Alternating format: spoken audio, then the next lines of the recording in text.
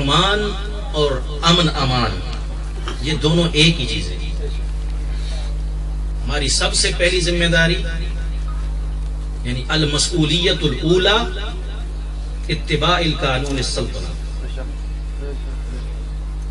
ہم یہاں اس ملک میں رہتے ہیں، اللہ نے ہمارا رزق لکھا، تو یہاں کے قانون پہ عمل کرنا یہ ہماری پہلی ذمہ داری ہے، اور اس کی کسی کو اجازت نہیں ہے کہ قانون کے خلاف بات کرے، کام کرے۔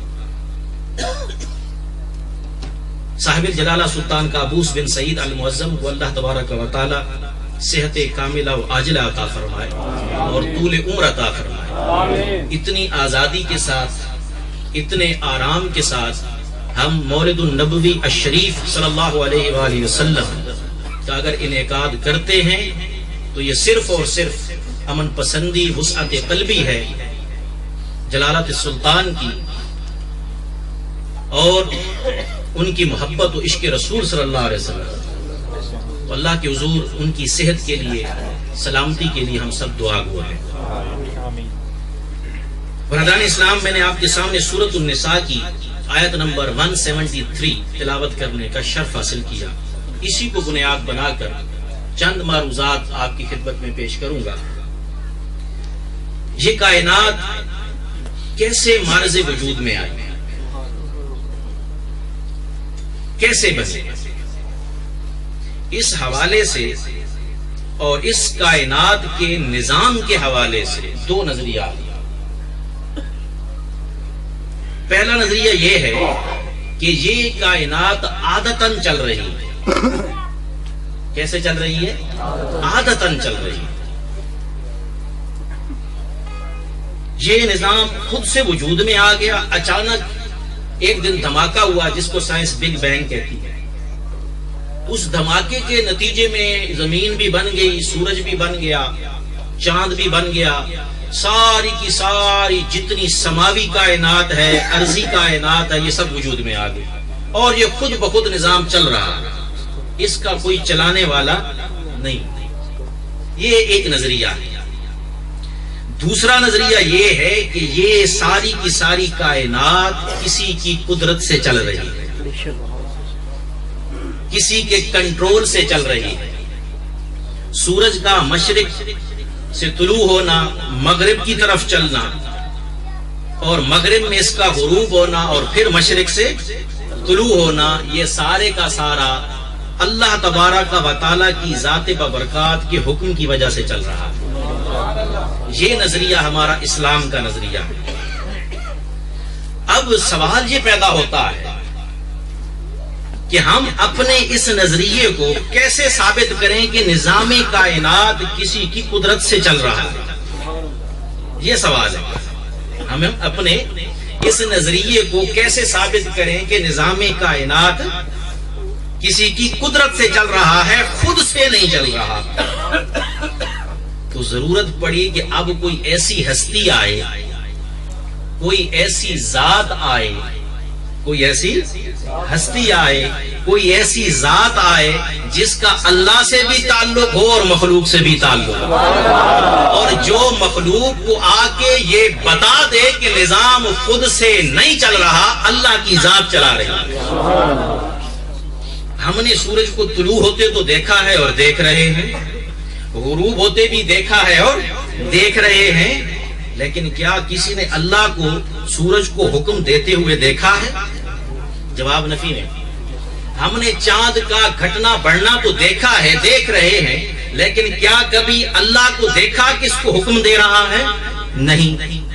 تو برادران اسلام، ضرورت اس امر کی ہے کہ اب کوئی ایسی ذات آئے جو اس نظام کو جو عادتاً چل رہا ہے خلاف عادت ثابت کرے، تو پھر ثابت ہو جائے کہ بھائی یہ عادتاً نہیں ہے، خلاف عادت بھی ہو سکتا ہے، خلاف عادت بھی ہو سکتا، اور جو خلاف عادت کرے گا اس کا مطلب ہے اس کا اس نظام کے اوپر کنٹرول ہے، اس کا اس نظام کے اوپر اختیار ہے، اس کو اختیار حاصل ہے اس چیز کا۔ تو برادران اسلام، یہ ساری کی ساری چیزیں ثابت کرنے کے لیے ایک ذات چاہیے۔ کیا چاہیے؟ ایک ذات چاہیے۔ برادران اسلام میں مثال دیتا ہوں، یہ لائٹیں اب جل رہی ہیں، چلو انہی کی مثال لے لیں. متوازی سرکٹ ہے، یہ بٹن لگا ہوا ہے، اگر آپ بٹن کو نیچے کریں گے تو یہ آن ہوگی. ایسا ہی ہے نا عمان میں، بعض ملکوں میں ہے کہ نیچے کریں تو آف ہوتی ہے. تو عمان میں، پاکستان میں، انڈیا، بنگلہ دیش میں نیچے کریں تو آن، اوپر کریں تو آف. اب یہ عادت ہے. کیا ہے؟ آپ جہاں کہیں بھی جائیں گے، کوئی بھی آپ کو کہے گا بھی لائٹ آن کر دو تو آپ بٹن کو کیا کریں گے؟ نیچے کریں گے. یہ عادت ہے. لیکن کہیں ایسا بھی ہو جائے کہ بٹن آپ اوپر کریں تو آن ہو جائے. کوئی الیکٹریشین تو نہیں بیٹھا ہوا، ناراض نہ ہونا، میں ویسے مثال دے رہا ہوں. بعض اوقات کیا ہوتا ہے، کوئی الیکٹریشین الٹی تار لگا جاتا ہے. ایک دفعہ میرا پنکھا لگا کے سیدھے کے بجائے الٹا چل رہا تھا. میں پریشان ہو گیا، بھئی یہ عادت کے خلاف کیسے ہو گیا؟ تو تار شاید کوئی، ہاں تو اب اگر کوئی الٹی تار لگا دے تو پھر بٹن نیچے آن نہیں ہوگا، اوپر آن ہوگا. تو اس سے ثابت ہو جائے گا، اس کا مطلب یہ ہے کہ یہ عادت جو چل رہی ہے لیکن کنٹرول کوئی اور اس کو کر سکتا ہے. بات سمجھ میں نہیں آئی؟ یعنی یہ کر سکتا ہے. تو برادران اسلام الٹ کر دے تو بندہ حیران ہوگا، بھئی یہ کیسے ہو گیا؟ اب یہ خلاف عادت کر دیا تو ماننا پڑے گا کہ اس کا مطلب ہے اس نظام کو کسی نے بنایا ہے. اگر کسی نے نہ بنایا ہوتا تو اس کو اختیار نہ ہوتا کہ اس میں تبدیلی لا سکتا. تو اب برادران اسلام، چاند کا گھٹنا بڑھنا عادت ہے، چاند کا طلوع ہونا عادت ہے، سورج کا طلوع ہونا عادت ہے. مشرق میں، مشرق سے طلوع ہوگا، مغرب میں غروب ہوگا، یہ عادت ہے. اب ایسی ذات اگر آ جائے جس کا اللہ سے بھی تعلق ہو، مخلوق سے بھی تعلق ہو، جو مختار کل بنا کے بھیجا گیا ہو کہ آئے انگلی کے اشارے سے سورج کو مغرب سے چڑھا دے، چاند کے 2 ٹکڑے کر، چاند کے 2 ٹکڑے کر. جب ایسا آ جائے گا تو پھر پتہ چل جائے گا جس کو مختار بنا کے بھیجا ہے اس کی طاقت یہ ہے، مالک کی طاقت کیا ہوگی؟ مالک کی طاقت کیا ہوگی؟ برادران اسلام، اب سرکار دو عالم صلی اللہ علیہ وآلہ وسلم کے بارے میں قرآن میں اللہ نے فرمایا وَمَا أَرْسَلْنَاكَ إِلَّا رَحْمَةً لِلْعَالَمِينَ. وَمَا أَرْسَلْنَاكَ إِلَّا رَحْمَةً لِلْعَالَمِينَ. حضور صلی اللہ علیہ وسلم کو رب تعالیٰ نے تمام عالمین کے لیے رحمت بنا کے بھیجا. کیا بنا کے بھیجا؟ رحمت بنا کے بھیجا. برادران اسلام، رحمت جہاں کہیں بھی ہوگی تو اس کا مطلب ہے ذات مصطفیٰ وہاں ہوگی. الحمدللہ رب العالمین. مالک کو دیکھنا ہے تو رب العالمین پڑھا کرو، اور مالک کی ملکیت کے مختار کو دیکھنا ہے تو رحمت للعالمین پڑھا کرو. تو کوئی ایسی ذات آ گئی، اس لیے حضور صلی اللہ علیہ وسلم نے فرمایا ارسلت الی الخلق کافۃ، میں ساری مخلوق کی طرف بھیجا گیا. میں ساری مخلوق کی طرف بھیجا گیا. میں گھر کا سربراہ ہوں، میرا حکم گھر میں چلتا ہے. گھر میری چھوٹی سی سلطنت ہے، میں اس کا سلطان ہوں. سلطنت عمان کے سلطان صاحب جلالہ سلطان قابوس بن سعید المعظم ہے. جہاں میں کھڑا ہوں جہاں بھی ان کا حکم ہے، جہاں وہ بیٹھے ہیں وہاں بھی ان کا حکم ہے. لیکن یہ ملک زمین کس کی ہے؟ تو ملکوں کے سلطان، ملکوں کے مختار، تو کیا کائنات کا سلطان یا مختار نہیں ہوگا؟ تو رب نے کہا پیارے میں مالک ہوں، مختار تجھے بناتے، مختار تجھے بناتے، تجھے ایسا بنا کے بھیجتے ہیں جو تیری مختاریت کو دیکھ لے مجھے مالک کائنات مان لے، جو تیری سماعت کو دیکھ لے مجھے سمیع مان لے، جو تیری بصارت کو دیکھ لے مجھے بصیر مان لے، اور پیارے حبیب جو تیری قدرت کو دیکھ لے مجھے قدیر مان لے. آسان کرتا ہوں سمجھانے کے لیے، آسان کرتا ہوں سمجھانے کے لیے. دلیل وہی زبردست ہوتی ہے کہ جس کو دیکھ کر مدلول سمجھ میں آ جائے. دلیل وہی زبردست ہوتی ہے، کام کی ہوتی ہے جس کو دیکھ کر مدلول سمجھ میں آ جائے. مثال دیتا ہوں، کہیں سے دھواں اٹھتا آپ دیکھیں گے، دھواں اٹھتا آپ دیکھیں گے تو یہ کس چیز کی دلیل ہوگی؟ بولیے، آگ لگنے کی دلیل ہوگی. تو جہاں سے بھی دھواں نظر آئے گا آپ کہیں گے بھی نیچے آگ لگی ہوئی ہے. اگر آگ لگی ہوئی ہو اور دھواں آپ کو نظر نہ آئے تو پھر آپ آگ کی موجودگی تک نہیں پہنچ سکتے. آگ کی موجودگی تک نہیں پہنچ سکتے. آپ گھر میں ہیں, روم میں ہیں, کمرے میں ہیں, سوئے ہوئے ہیں. آنکھ کھلتی ہے تو آپ کو کمرے میں روشنی نظر آتی ہے, کمرے میں روشنی نظر آتی ہے. آپ اس روشنی کو دیکھ کے کہتے ہیں کہ سورج طلوع ہو گیا ہے. ابھی باہر نکل کر سورج کو دیکھا, مان لیا.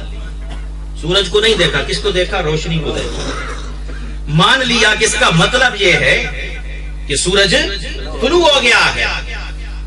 تو اس کائنات کا جو نظام ہے اس کو کوئی چلانے والی ذات ہے, اس کے لیے ایک ایسی ذات کا ہونا ضروری تھا کہ جس کو دیکھ کے پتہ چل جائے کہ یہ موجود ہے تو کائنات کا مالک بھی موجود ہے. تو رب نے فرمایا اے پیارے حبیب, قد جاءکم برہان من ربکم, اے لوگوں تمہارے پاس رب کی طرف سے دلیل آ گئی, رب کی طرف سے دلیل آ گئی. مصطفیٰ تجھے میں نے ایسا بنا کے بھیجا ہے تو تجھے دیکھ لے گا مجھے مان لے گا, تو تجھے دیکھ لے گا مجھے مان لے گا. اگر میرے مصطفیٰ کو پہچان لو گے سمجھو تم نے خدا کو پہچان لیا.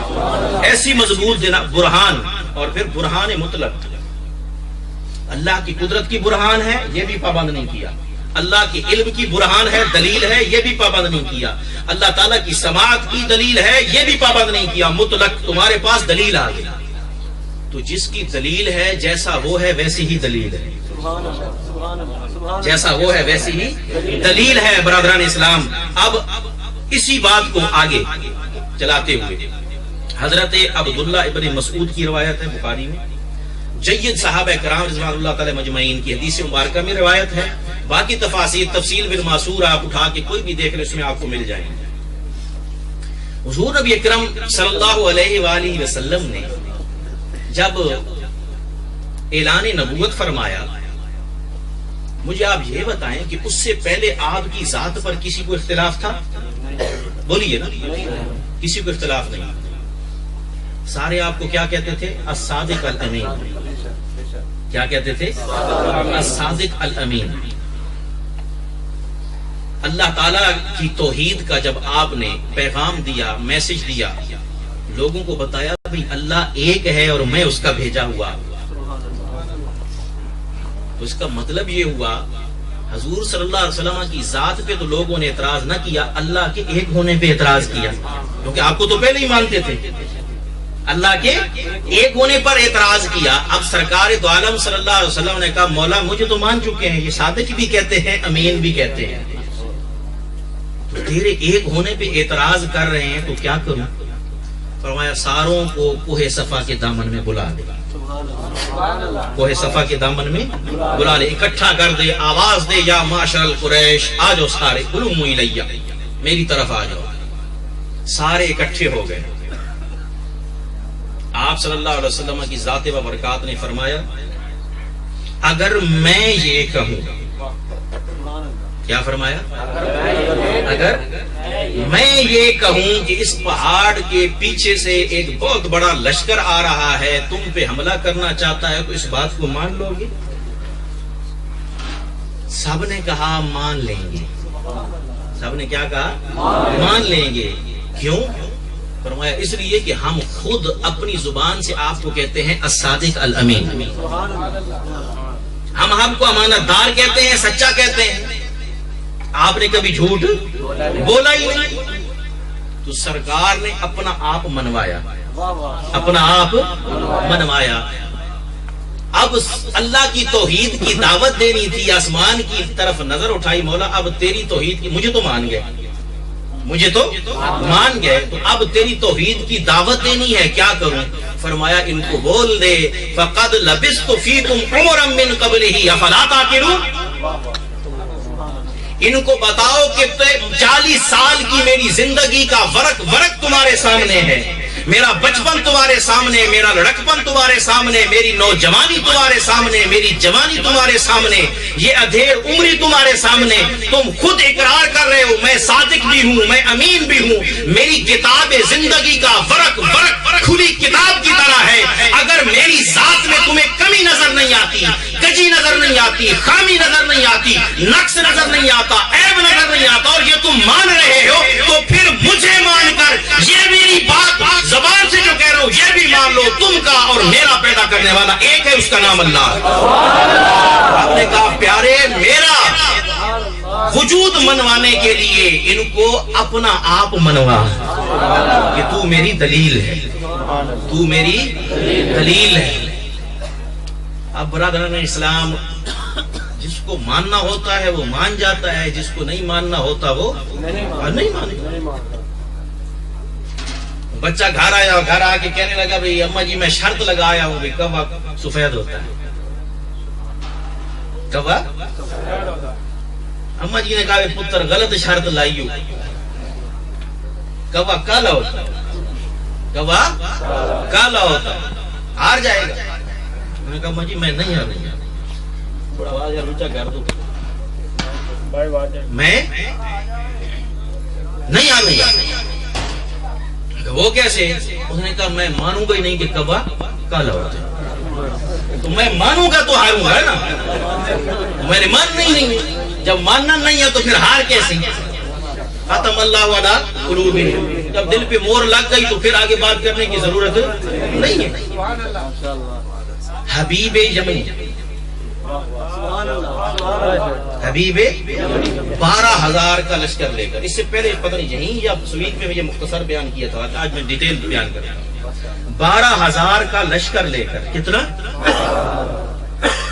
یہ یمن کے قبائل کا رئیس تھا، 12,000 کا لشکر لے کر بتوں کی حاضری کے لیے آیا، لات منات عزا کی، اور اس کی یاری ابو جہل سے تھی۔ سرداروں کی سرداروں سے یاریاں ہوتی ہیں، آپ کو پتہ ہے کس سے یاری تھی؟ ابو جہل سے یاری تھی۔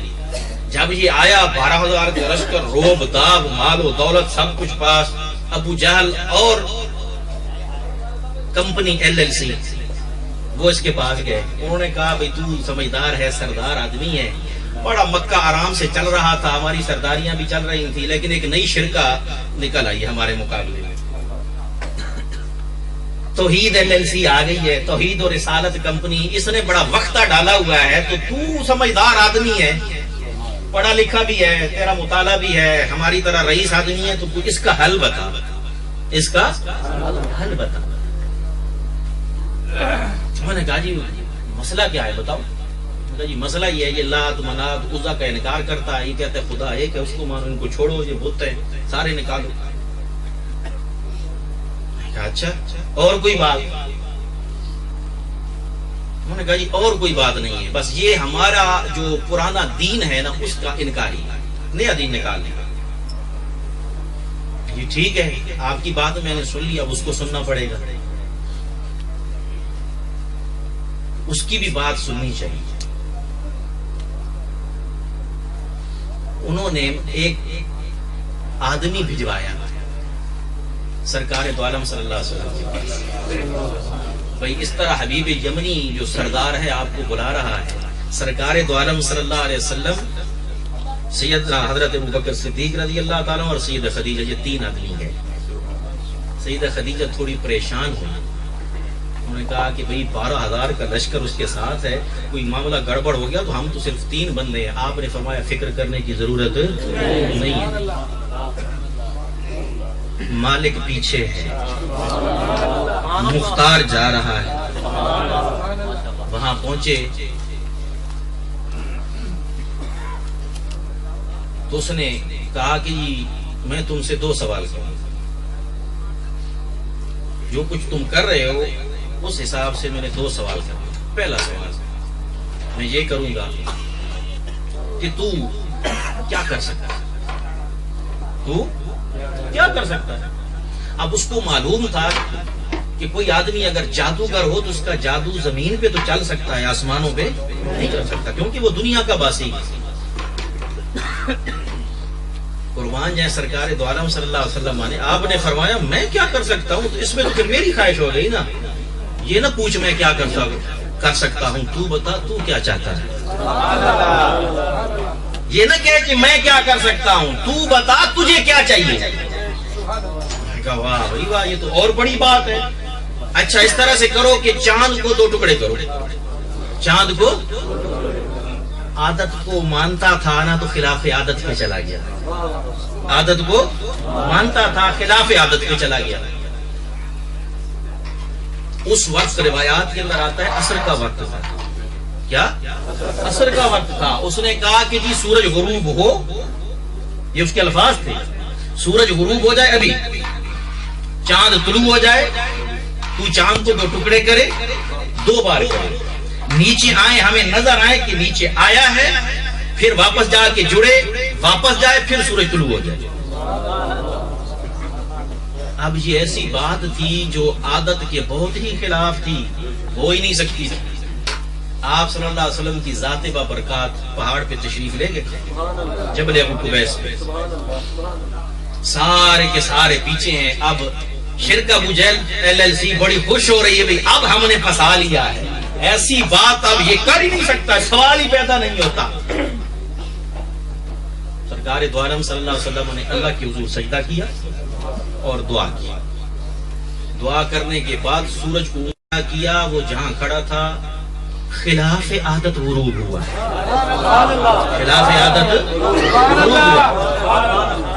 چاند کو آنے میں بڑی دیر تھی ابھی، اور ہمارے ہاں تو ویسے عید کا تو آتا ہی بہت دیر سے ہے، 2 3 دن عیدیں کرواتا ہے، اس کو بھی پتا ہے بھئی یہی موقع ہے نخرہ دکھانے کا، مولویوں کو ٹھیک ٹھاک ہاں نہ کو چنے چبواؤ، پتہ چلے کم سے کم ہم بھی موجود ہیں۔ چاند کو سرکار نے طلوع کیا، طلوع ہوا، انگشت شہادت کا اشارہ فرمایا، 2 ٹکڑے کیا۔ یہ قانون ہے، یہ نظام ہے، جو لوگ سائنس پڑھتا ہے اسٹوڈنٹ ہے ان کو پتا ہے، ہر چیز اپنے آربٹ میں گھوم رہی ہے، مدار میں گھوم رہی ہے۔ اگر سورج یا زمین اپنے مدار سے ہٹتے ہیں، یہ گریویٹیشنل فورس جو ہوتی ہے اس سے یہ ہٹتے ہیں تو قیامت آ جائے گی۔ مثال سے سمجھاتا ہوں، 140 کی رفتار پہ گاڑیاں چلتی جا رہی ہیں، ایک گاڑی دوسری گاڑی سے حد 5 میٹر 7 میٹر دور ہے، ایک گاڑی بھی ان میں سے بریک لگاتی ہے، ایکسیڈنٹ ہو جائے گا، حادثہ ہو جائے گا۔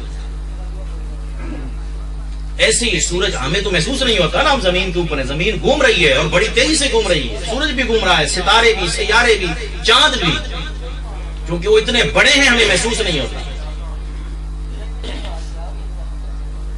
ایک بھی مدار سے ہٹتا ہے تو کیا آ جائے گی؟ قیامت آ جائے گی۔ یہ وہ لوگ جو عادت کو مانتے ہیں ان کا یہ کہنا ہے۔ سرکار دو عالم صلی اللہ علیہ وسلم کا اختیار دیکھیں، طاقت دیکھیں، قدرت دیکھیں، سورج بھی خلاف عادت غروب کروا دیا، چاند کو بھی خلاف عادت طلوع کروا دیا، اور کسی چیز پہ کوئی قیامت نہیں آئی، بلکہ سرکار نے نہ ماننے والوں پر قیامت ڈھائی، قیامت ڈھائی۔ آپ نے 2 ٹکڑے کیا، فرمایا ابو جہل دیکھ لے، ہو گیا 2 ٹکڑے، عتبہ دیکھ لے، ابو لہب دیکھ لے، سب کو ایک ایک کا نام لے لے کے کہا، 2 ٹکڑے ہو گیا۔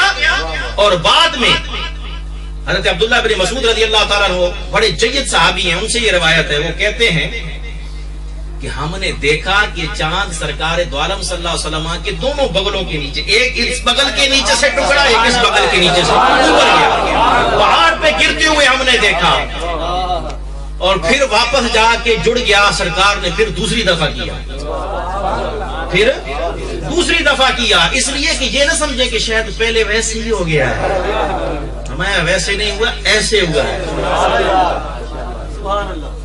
اب یہ قدرتی بات ہے، جس میں خباثت زیادہ ہو نا پھر خباثت اور بڑھ جاتی ہے، اور جدت سعادت زیادہ ہو وہاں سعادت بڑھ جاتی ہے۔ حبیب یمنی نے جب دیکھا تو اس کو سمجھ میں آ گئی کہ یہ معاملہ کچھ اور ہے، یہ معاملہ کچھ اور ہے۔ اس نے کہا یہ بات تو ہوگی، دوسری بات آپ نے فرمایا وہ تم نے مجھ سے کہا تھا، تم نے مجھ سے کہا تھا، یہ میں تجھ سے کہتا ہوں، بتا دوسری تو کیا چاہتا ہے؟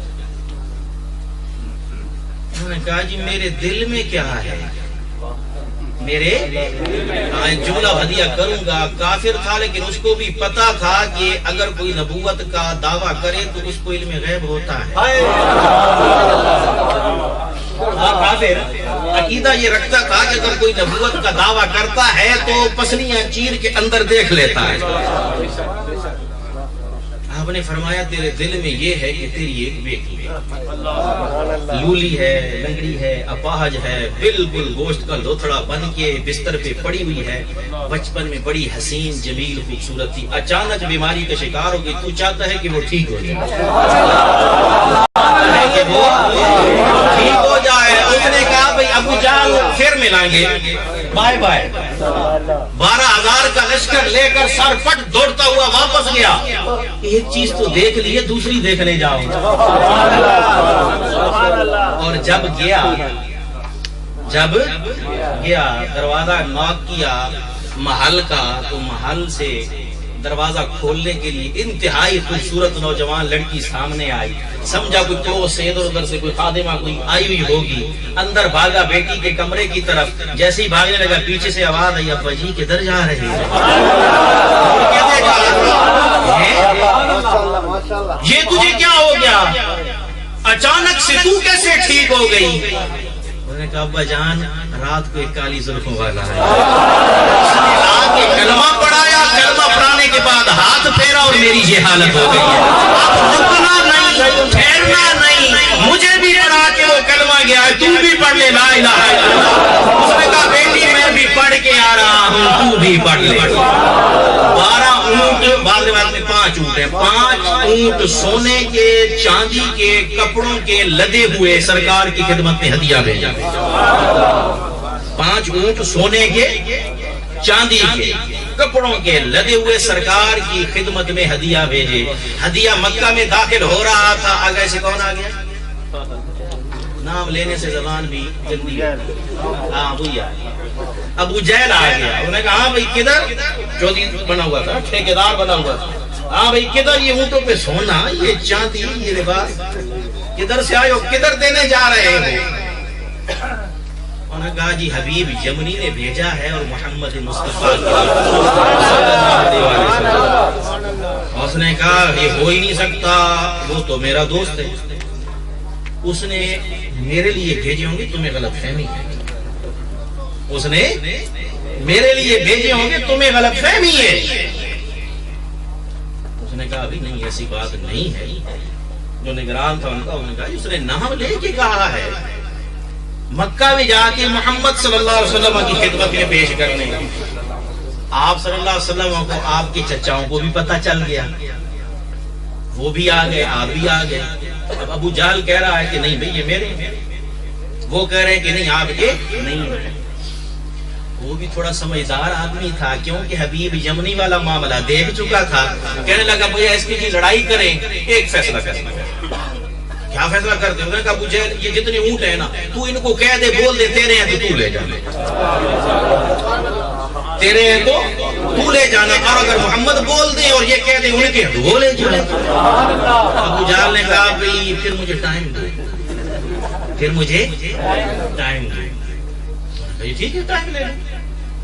ساری رات جا کر چلا کشی کی، لات منات عزا کے ساتھ منتیں ترلے مار کر آبی. صبح میں اگر بولوں اونٹوں کو بھی بولو تو ان کو بلوا دے. ہوتے تک کام جو تیرے سامنے یہ نہیں بول سکتے ان سے کیا کچھ بلوائیں گے. اپنے ہاتھ سے تراش کے اسی کو تو خدا بنا کے بیٹھا. صبح ہوئی تو سرکار اپنے چچاؤں کے ساتھ پہنچ گئے، یہ اپنے چمچاؤں کے ساتھ پہنچ گیا. انہوں نے کہا بھی بولو اونٹوں کو. اونٹوں کے گرد اس نے 2-4 چکر لگا کے سامنے آیا. کہنے لگا لات منات عزا کے نام پہ تمہیں کہتا ہوں بولو کہ تم میرے لیے آئے. اونٹوں نے اپنے منہ سے مکھی شکی اڑائی، مکھی شکی دودھنی شوتنی ہلائی ہے. انہوں نے کہا مجھے ایک موقع اور دو. پھر بولا کوئی نہیں. 3 دفعہ اس نے کوشش کی. انہوں نے کہا جی بس 3 دفعہ ہی کافی ہے. یا محمد صلی اللہ علیہ وسلم اب آپ بولیے, اب آپ بولیے. سرکار نے فرمایا جس رب نے تمہیں پیدا کیا ہے, جس رب نے تمہیں پیدا کیا, سچ سچ بولو حبیب یمنی نے کس کے لیے بھیجا ہے؟ انہوں نے کہا ہم گواہی دیتے ہیں آپ اللہ کے سچے رسول ہیں, آپ کے لیے بھیجا ہے, آپ کے لیے بھیجا ہے. سر میں خاک ڈال کر چیختا چلاتا چلا گیا. سرکار نے اونٹ پکڑے ساتھ لے گئے. آپ صلی اللہ علیہ وسلم جہاں چاند کو 2 ٹکڑے کیا تھا اسی پہاڑ پہ لے گئے. سونا بھی نکالا, چاندی بھی نکالی, سونا بھی نکالا, چاندی بھی نکالی. ایک جگہ ڈھیر کیا. ڈھیر کرنے کے بعد آپ نے فرمایا مٹی بن جا, مٹی بن گئی. ابو جہل کو سب کو بتا دیا کہ مٹی کو سونا بنانا, سونے کو مٹی بنانا ہمارے اختیار ہے. ہمارے ایک اور حدیث سیاست کی حدیث بتا رہا ہوں. صلی اللہ علیہ وسلم نے, لوگ کہتے ہیں معاذ اللہ کتابوں میں لکھ جاتے ہیں نبی یا علی جس کا نام ہے اس کے چاہنے سے کچھ نہیں ہوتا, اس کے چاہنے سے کچھ نہیں ہوتا. سرکار کیا کہہ رہے ہیں؟ فرمایا لو شئتو, عربی کا اگر کسی کو آتی ہے تو سمجھ آئے گی. لو شئتو اگر میں چاہوں. یہ کون کہہ رہے ہیں؟ سرکار دو عالم صلی اللہ علیہ وسلم. لو شئتو اگر میں چاہوں لسارت معی جبال ذہب, اگر میں چاہوں تو میرے ساتھ سونے کے پہاڑ چلتے پھریں. اگر میں چاہوں, آگے لام ہے, تاکید کا لام ہے, پکی بات ہے, میں ایسے نہیں کہہ رہا ہوں, میرے ساتھ سونے کے پہاڑ چلتے پھریں. تو برادران اسلام پہاڑ پتھر کا ہوتا ہے. جملہ دیا کر رہا ہوں غلامان مصطفیٰ کو, پہاڑ کس کا ہوتا ہے؟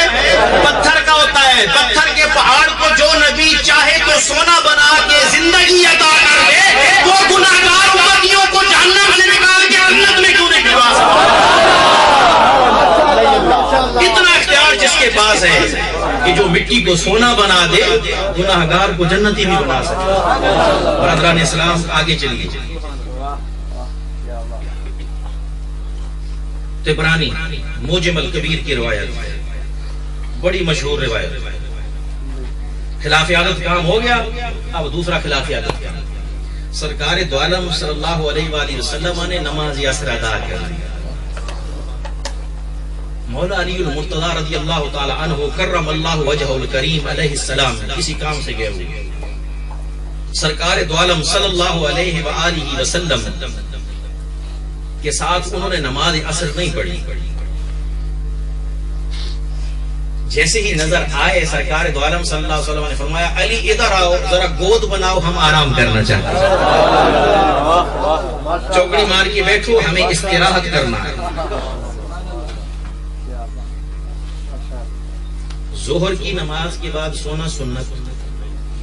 ظہر کی نماز کے بعد سونا سنت, اس کو قیلولہ کہتے ہیں. کیا کہتے ہیں؟ قیلولہ کہتے ہیں. اور گلف میں تو تقریباً ہر کوئی قیلولہ کرتا ہے. 1 بجے سے 4 بجے تک کوئی نہ کرے تو کہتے ہیں جاؤ, کرنا نہیں, ادھر سے جاؤ, بازار سے, دکان بند ہو رہی ہے. یہ سنت ہے.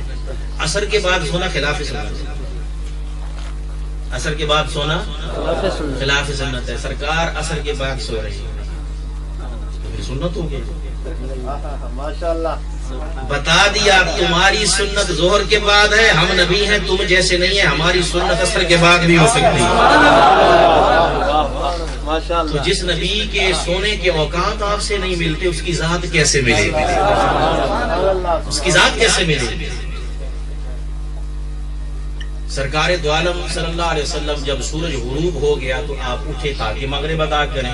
اس وقت اٹھ کے پوچھتے ہیں علی عصر پڑھ لی تھی؟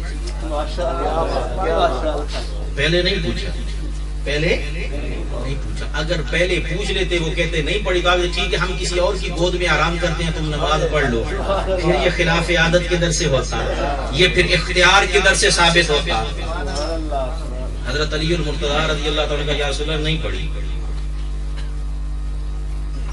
اب میرا آپ سے سوال ہے, وقت پہ نماز پڑھنا اللہ کو پسند ہے یا قضا کرنا اللہ کو پسند ہے؟ وقت پہ نماز پڑھنا اللہ کو پسند ہے. حضرت علی نے وقت پہ نماز نہیں پڑھی, قضا کی. کیا کی؟ قضا کی. تو نماز وقت پہ پڑھنا اللہ کی اطاعت ہے. اللہ کی اطاعت. نماز قضا کرنا اللہ کی اطاعت نہیں ہے. اللہ کی اطاعت نہیں ہے. آپ صلی اللہ علیہ وسلم کی ذات بابرکات نے دعا کی. نماز قضا ہونا اتنا بڑا مسئلہ نہیں ہے. کبھی کبھی قضا ہو جاتی ہے, بیماری کی وجہ سے بھی ہو سکتی ہے, بارش کی وجہ سے بھی ہو سکتی ہے, کبھی بندہ سو جاتا ہے اس وجہ سے بھی ہو سکتی ہے. اسلام نے وسعت رکھی ہے. اسلام نے وسعت رکھی ہے. قضا ہو گئی تو آپ کیا کرنے بعد میں قضا پڑھ لیں.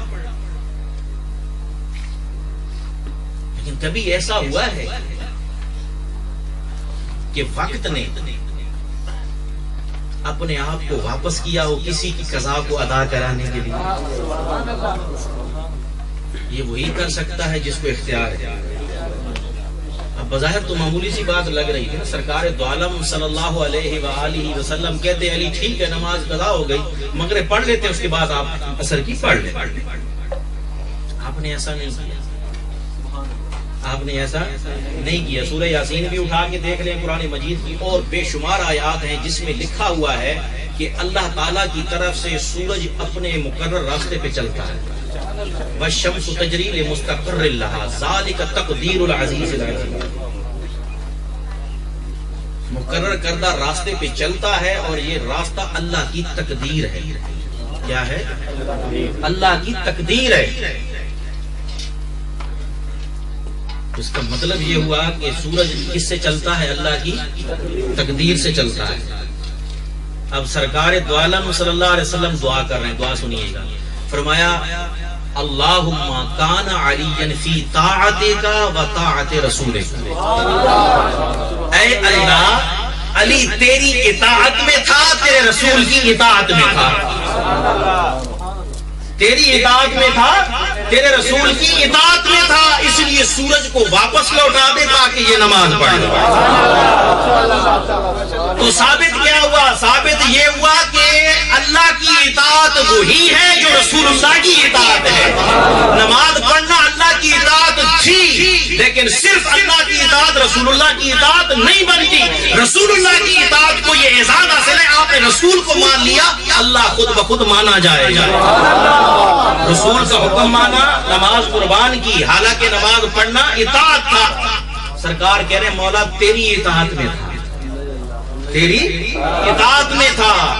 حضرت فاطمہ بنت امیس رضی اللہ تعالیٰ عنہ کہتی ہیں خدا کی قسم ہم نے سورج کو دیکھا ایسے واپس آ رہا ہے جیسے کوئی رسوں سے کھینچ کے واپس لاتا, اور اتنا بلند ہو گیا کہ روشنی پھیل گئی, عصر کا وقت ہو گیا. کم سے کم 25 منٹ ہونے چاہیے. کتنے؟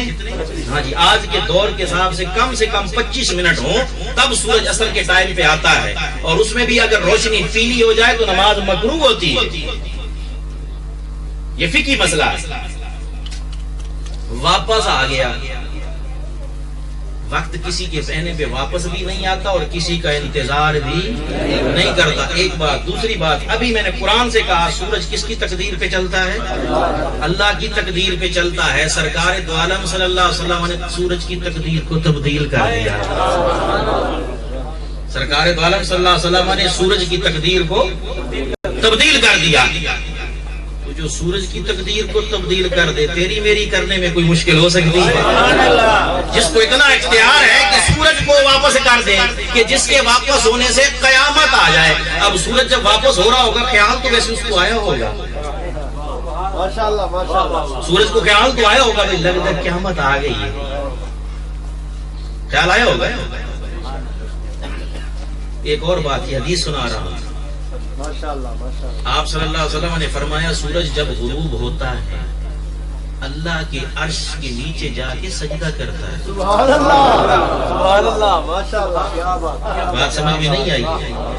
سورج جب غروب ہوتا ہے اللہ کے عرش کے نیچے جا کے, ہاں وہ سجدہ ہم میں سے کسی نے دیکھا نہیں, اور وہاں جا کے سجدہ کر کے واپس مشرق سے طلوع ہونے کی اجازت چاہتا ہے. اللہ اس کو اجازت عطا فرما دے. اور فرمایا جس دن قیامت ہوگی سجدہ کر کے اجازت مانگے گا, اللہ کہے گا واپس چلا جائے, اجازت نہیں ہے, اجازت. اب ہم مولا علی کرم اللہ وجہ الکریم کی اگر شان بیان کرتے ہیں تو ان کو یہ شان سرکار نے رب کے کہنے پہ عطا فرمائی ہے۔ صحابہ کرام کی اگر ہم شان بیان کرتے ہیں، سیدنا ابو بکر صدیق رضی اللہ عنہ کی، سیدنا عمر فاروق رضی اللہ عنہ کی، سیدنا عثمان غنی کی، عشرہ مبشرہ کی، اصحاب بدر کی، تو یہ رب نے ان کو عطا کی۔ سورج اللہ کے عرش کے نیچے سجدے میں ہے، اجازت مانگ رہا ہے۔ پوائنٹ ٹو بی نوٹڈ، سجدے میں ہے، اجازت مانگ رہا ہے، مولا غروب ہو گیا، اب کل مشرق سے طلوع ہونے کے لیے جاؤں، فرمایا واپس جا، علی کو نماز پڑھا گیا۔ تو علی کی نماز کے لیے سورج نے اللہ کا سجدہ چھوڑا ہے۔ کس کے کہنے پہ؟ مختار کائنات محمد مصطفیٰ صلی اللہ علیہ وسلم کے کہنے پہ۔ سورج کسی کا انتظار کرتا ہے؟ میں ادھر بیٹھا تھا، ان کا دل تھا بھی گھڑی شاید رک جائے تو شاہ صاحب کا ٹائم ان کو مل جائے، روک سکے گھڑی کو؟ سوال ہی پیدا نہیں ہوتا۔ اب سورج جب واپس آیا ہوگا، علی رضی اللہ عنہ نے کیا ہوگا اللہ اکبر، اب سورج کھڑا دیکھ رہا ہے، سرکار نماز پڑھے تو میں جاؤں، سلام پھیرے تو میں جاؤں، پہلے اللہ کی مرضی سے جاتا ہوں، آج آپ کے سلام پہ جاؤں۔ جس علی کی یہ شان ہو، جس علی کی یہ شان ہو، اس کے نبی کی شان کا عالم کیا ہو، اس کے نبی کی شان کا کیا پوچھنا، جس نبی کی یہ عظمتیں ہو، اس کے خدا کی عظمت کا عالم کیا ہو۔ برادران اسلام، آگے چلیے۔ آگ کا کام کیا ہے؟ آگ کا کام کیا ہے؟ سارے بولیں۔ اگر آگ نہ جلائے تو پھر آگ تو نہ ہوئی۔ آگ کا کام کیا ہے؟ اور آگ نہ جلائے تو پھر آگ تو نہ ہوئی۔ خلاف عادت ہوا یا نہیں؟ آگ پر بھی میرے آقا کا کنٹرول۔ روایت ہے ابن سعد کی، ابن عساکر کی، حضرت عمار بن یاسر رضی اللہ تعالیٰ عنہ، یہ صحابی کا نام یاد، بڑی تکلیفیں کٹی ہیں۔ مشرکین مکہ نے آگ جلائی، مشرکین مکہ نے آگ جلائی، ان کو آگ میں پھینکا جلانے کے لیے، آگ میں پھینکا جلانے کے لیے۔ سرکار دو عالم صلی اللہ علیہ وسلم تشریف لائے، فرمایا آگ میرے عمار پر اسی طرح ٹھنڈی ہو جا جیسے ابراہیم پہ ٹھنڈی ہوئی۔ آگ ٹھنڈی ہوگی، آگ ٹھنڈی ہوگی۔ ایک اور بڑی زبردست بات بتاتا تھا برادران اسلام، آپ صلی اللہ علیہ وآلہ وسلم کے فتح الباری میں، اور ابن حجر اسقلانی نے اس کو لکھا، انس کے گھر گئے، کھانا کھایا۔ یہ گھر ایسا گھر ہے سرکار کثرت سے تشریف لے جائے۔ اس کی والدہ وہ ہے، یہ آپ نے جو سب سجایا ہوا ہے اور جہاں جو آئے ہوئے ہیں، یہ آپ کا جانا، سجانا، آنا یہ ضائع نہیں ہوا ہے۔ ہاں جی، یہ تو قیامت والے دن آپ کو پتہ چلے، بلکہ قیامت تو شاید دور ہے، دنیا میں ہی پتہ چلے، قبر میں بھی پتہ چلے۔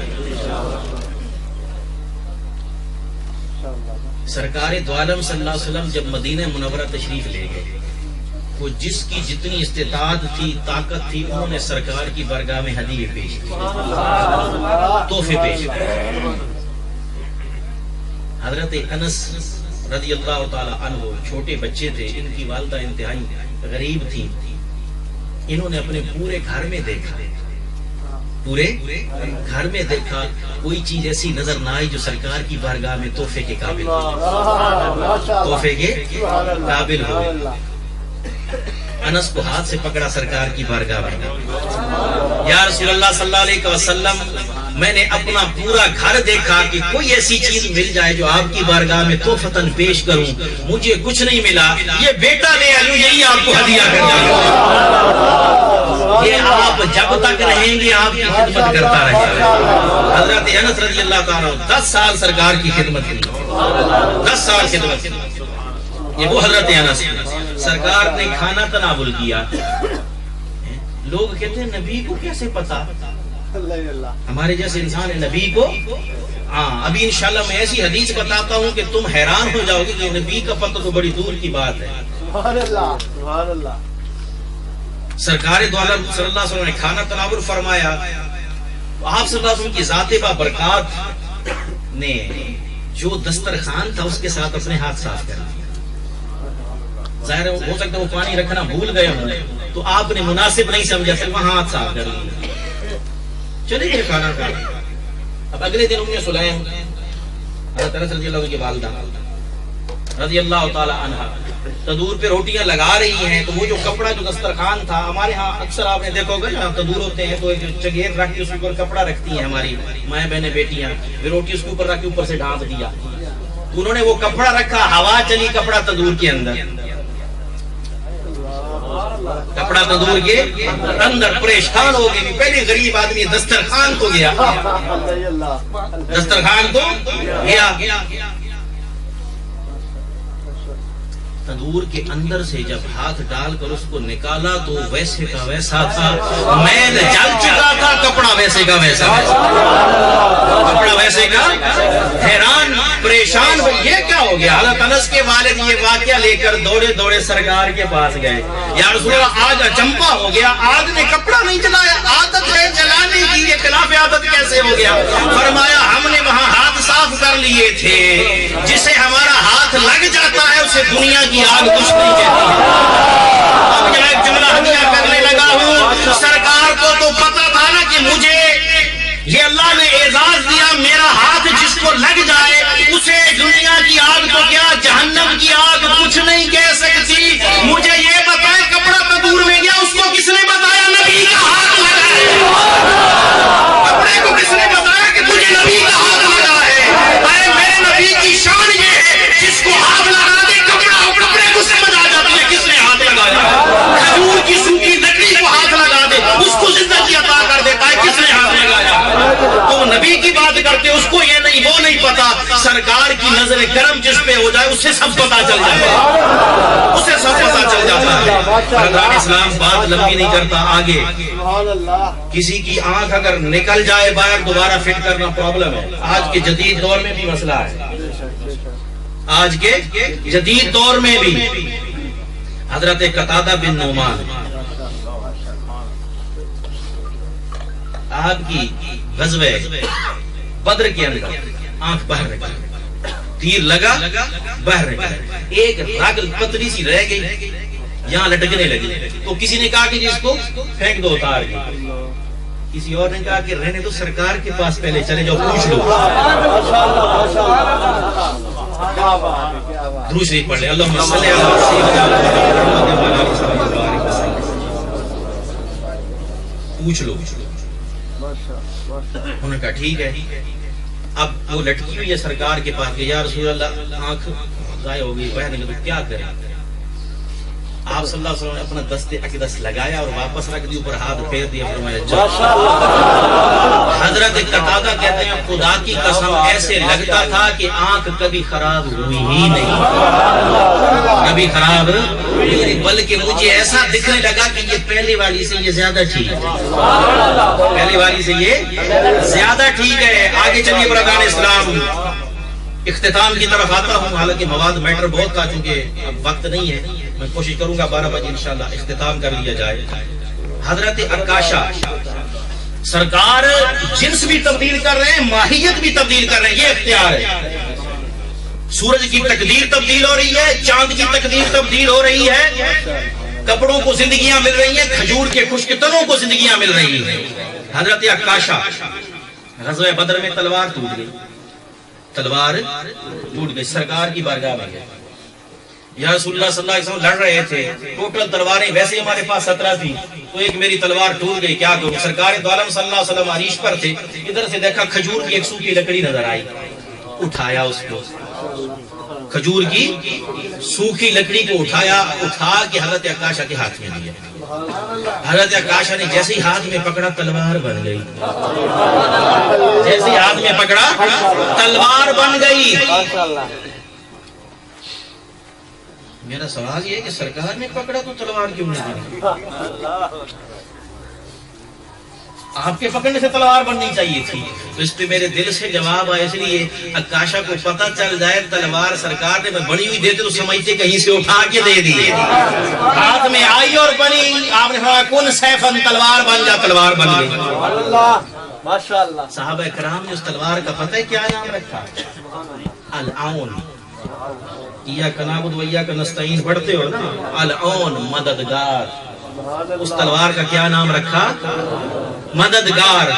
اور صحابہ کرام کہتے ہیں خدا کی قسم ہم جنگ جیتے تو اسی تلوار کی وجہ سے جیتے، اسی تلوار کی وجہ سے جیتے۔ برادران اسلام، بخاری کی روایت ہے، سرکار دو عالم صلی اللہ علیہ وسلم، آخری بات اس کے بعد اختتام کرتا ہوں، سرکار دو عالم صلی اللہ علیہ وآلہ وسلم نماز کسوف ادا کر رہے ہیں، سورج گرہن کی جو نماز ہوتی ہے۔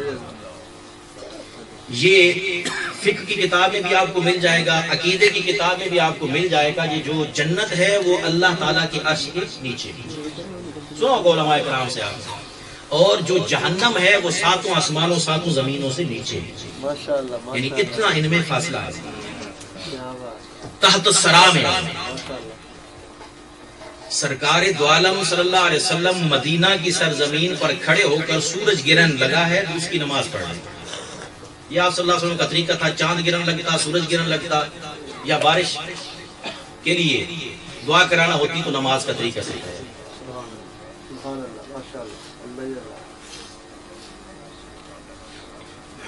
آپ صلی اللہ علیہ وسلم کی ذات بابرکات نماز میں۔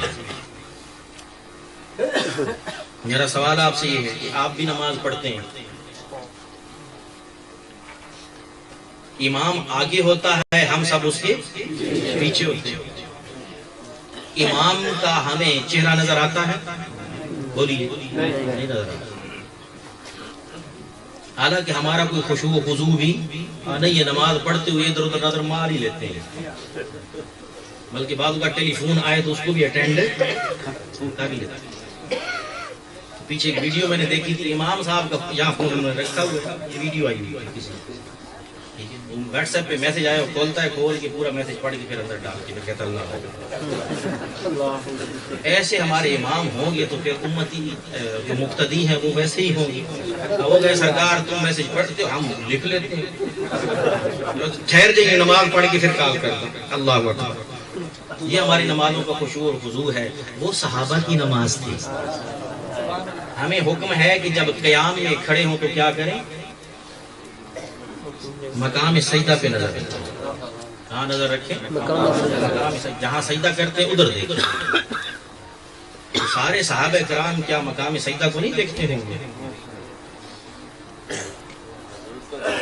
سرکار دو عالم صلی اللہ علیہ وآلہ وسلم کی ذات بابرکات دوران نماز آپ نے ہاتھ بلند فرمایا، دوران نماز ہاتھ بلند فرمایا، اختیار دیکھیں، ہاتھ بلند فرمایا، تھوڑی دیر اونچا کیا، اس کے بعد پھر نیچے فرما لیا۔ میں آپ کے سامنے ہاتھ اس طرح کر رہا ہوں، آپ کو نظر آ رہا ہوں، لیکن آپ نماز میں ہوں گے تو یہ عمل میرا نظر نہیں آئے گا۔ سرکار نے جب نماز پڑھ لی تو صحابہ کرام نے کہا یا رسول اللہ ہم نے نماز میں دیکھا، ہم نے نماز میں دیکھا کہ آپ نے ہاتھ اوپر اٹھایا۔ حضور صلی اللہ علیہ وسلم کی ذات بابرکات فرماتے اچھا تو نماز میں مجھے دیکھتے ہو یا نماز پڑھتے ہو؟ یہ فرماتے نا آگے سے۔ ہمارے پاس کوئی بچہ شکایت کرتا ہے سر یہ نماز صحیح نہیں پڑھا، ہم کہتے ہیں یار وہ صحیح نہیں پڑھا تو کون سا صحیح کر رہا ہے، تو اپنی نماز پڑھ۔ تو آپ کا یہ فرمانا بنتا تھا یار بھی نماز پڑھتے ہو یا مجھے دیکھتے رہتے ہو، آپ نے یہ نہیں فرمایا، کیونکہ پتہ تھا سر تو اللہ کے آگے جھکتا ہے، دل ادھر جھکا ہوا ہے، اور نماز وہی مکمل ہے جو ذکر مصطفیٰ کے ساتھ ہوتی ہے۔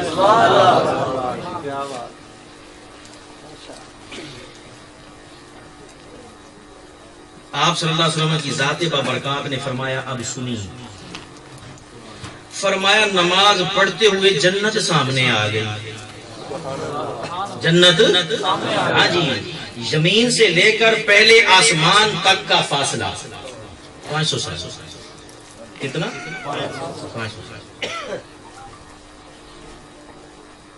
پھر پہلے آسمان کی موٹائی 500 سال، اسی طرح پھر پہلے آسمان سے دوسرے آسمان تک کا فاصلہ 500 سال۔ اب یہ حساب لگاتے جائیں، ساتوں آسمانوں کے درمیانی فاصلے بھی 500 سال، اور ہر آسمان کی موٹائی بھی 500 سال، اور اس کے آگے پھر سدرۃ المنتہا سے آگے کتنا سفر ہے کسی کو معلوم نہیں. سرکار فرما رہے میں نماز پڑھ رہا تھا, نماز پڑھتے ہوئی جنت سامنے آ گئی. جنت سامنے آ گئی تو جنت میں انگور لٹک رہے تھے, جنت میں انگور لٹک رہے تھے. تو میں نے ایک گچھے کو پکڑ لیا, میں نے ایک گچھے کو پکڑ لیا. کھڑے مدینہ کی زمین پہ ہیں, ہاتھ جنت میں. تو برادران اسلام, میرے مصطفیٰ کے ہاتھ کی طاقت یہ ہے کہ زمین پہ کھڑے ہو کر جنت میں پہنچ جاتا ہے. فرمایا کہ میں نے اس کو توڑنا چاہا, یہ اختیار ہے. یہ کیا ہے؟ اختیار ہے. میں نے اس کو توڑنا چاہا. پھر خیال آیا کہ جنت کی چیز ہے, جنت میں ہی رہیں گے. جنت کی چیز ہے, جنت ہی میں رہنے دوں. اگر میں توڑ لیتا, جملے سنیے سرکار کی, اگر میں توڑ لیتا تو فرمایا تم قیامت تک کھاتے رہتے, ختم ہونے کو ہی نہ آتا.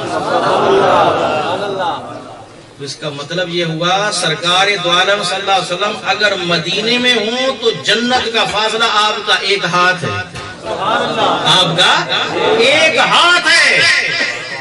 تو یہ اختیار اور قدرت اللہ تبارک و تعالیٰ کی ذات بابرکات نے حضور صلی اللہ علیہ وسلم کو عطا فرمایا. آپ صلی اللہ علیہ وسلم کی ذات بابرکات نے بے شمار معجزات ہیں جو تصرف اور اختیار کے ہیں. برادران اسلام, آگے میں بات کو مختصر کرتا ہوں چونکہ وقت ختم ہو گیا ہے. اللہ تبارک و تعالیٰ سے میں دعا کرتا ہوں سب کو اپنی رحمتیں اور برکتیں فرمائے. کیک لیں, کیک رکھا ہوا ہے, کیک کاٹیں گے اور ساتھ درود و سلام پڑھیں گے. سارے کھڑے ہو جائیں, کیک بھی کاٹیں گے, اللہ صاحب سے کیک کٹوائیں گے اور ساتھ درود و سلام. مصطفیٰ جان رحمت